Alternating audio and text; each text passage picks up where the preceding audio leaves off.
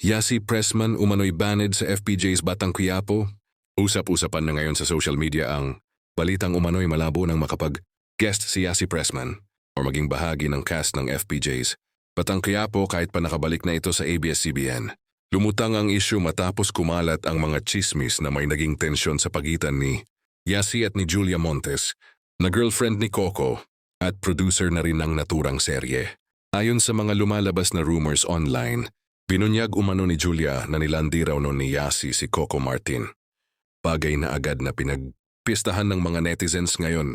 Matatanda ang naging matagumpay ang tambalan nina Coco at Yasi sa seryeng FPJ's Ang Probinsyano, kung saan minahal ng publiko ang kanilang chemistry bilang Cardo at Aliana.